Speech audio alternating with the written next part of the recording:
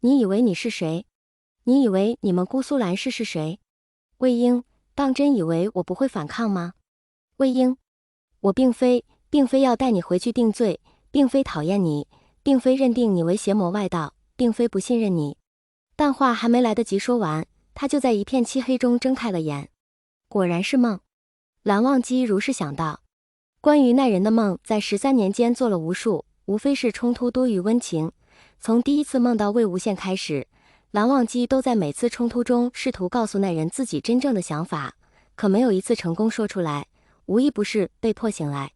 于是那人似乎真的怨了自己，渐渐不愿出现在梦里了，哪怕一个背影也很少再出现。只有蓝忘机自己还在咀嚼着曾经和魏无羡一起的回忆。可他们之间经历的实在太少，那些画面在他脑子里、心里每天一遍遍翻出来，从鲜活渐渐褪色，近些年已经越来越浅薄了。连带着记忆中笑得潇洒恣意的少年也越发身影模糊，旧时的记忆渐渐蒙上黑白色。可与灰暗不同的是，少年头上曾鲜红的发带，独独成了唯一的一抹亮色。蓝忘机轻轻叹了一口气，翻身起床，却忽然发现自己每天握在手里入睡的红发带不见了。那是魏无羡当年听学时，每天上蹿下跳、翻墙爬树时，刮断在藏书阁窗下玉兰树上的。那人当时没当回事，随手扔到了地上，好巧不巧被蓝忘机捡到，本想着寻时间归还，但还未开口，那人已经离开云深不知处。于是蓝忘机鬼使神差地把发带留了下来，细心补好断处后，便一直压在箱子底下，与他经年压在心底的情愫一起落灰。后来夷陵老祖在乱葬岗上身死魂消，这条发带也成了除了阿愿之外唯一留给蓝忘机的东西，但也都是自己偷偷留下来的。蓝忘机黯然想到。蓝忘机看了眼被自己翻乱的床，无声地叹了口气，把床铺叠整齐后，下意识去拿搭在隔扇上的外衣。可眼神刚瞥到衣服上，便陡然睁大，瞬间拿起放在床边的碧尘，警惕地看向屋子各处。搭在隔扇上的并不是蓝忘机常穿的外衫，而是在他还未籍贯之前穿的弟子常服。蓝忘机握紧了碧尘，抬眼仔细看向屋内窗外，一些之前未发现的细节也被放大观察，比如窗外那棵生长走势不同的桃树，比如床榻与窗扇间只有自己才能觉察到的细微区别。这分明是被烧之前的静事，可自己入睡前并没有被施法或有何异象，为何醒来便身处此地？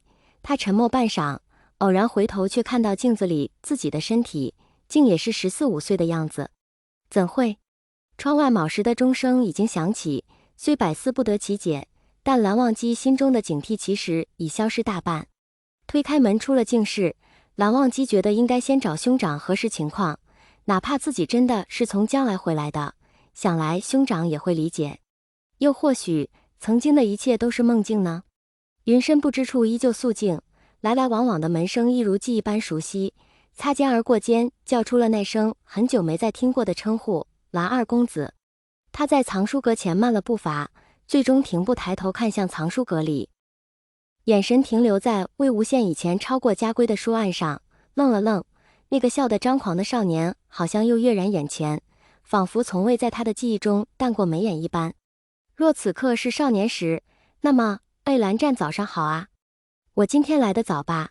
今天是我最后一天在藏书阁抄家规了，拜托蓝二公子对我好点，今天就别禁言我了呗。魏无羡不知道从哪里跳了出来，笑得眉眼弯弯，忽然出现在他眼前，却似乎一时没站稳，整个人向蓝忘机倒去，看起来倒像是扑了蓝忘机一个满怀，却被那人小心翼翼地接了起来。啊，不好意思啊蓝湛，我不是故意的。魏无羡迅速直起身来道了歉，但语气上却没多少歉意，反而尽是小少年的狡黠和笑意。不想蓝忘机却是浑身如遭雷击般僵直了身体，就连眼睛都微微睁大，不可思议地看着魏无羡。那双琉璃色的眼里充斥着许多情绪，思念有之，惊讶有之，还有许多魏无羡看不懂的情绪，但最多的还是喜悦。蓝湛，你怎么了？我是不是吓到你了？你抖什么？蓝湛。魏无羡没想到那人好像被吓到了一般，开始发起抖来，更没想到他会回身一把将自己抱住。蓝忘机不是没想过会遇到魏无羡，这个想法就出现在推开净室门的一瞬间，他甚至已经想好了，如果是真的，他该怎样来面对魏无羡。可后来又自嘲地打消了念头，毕竟那人连自己的梦都不在院近，不论怎样问灵也问不到。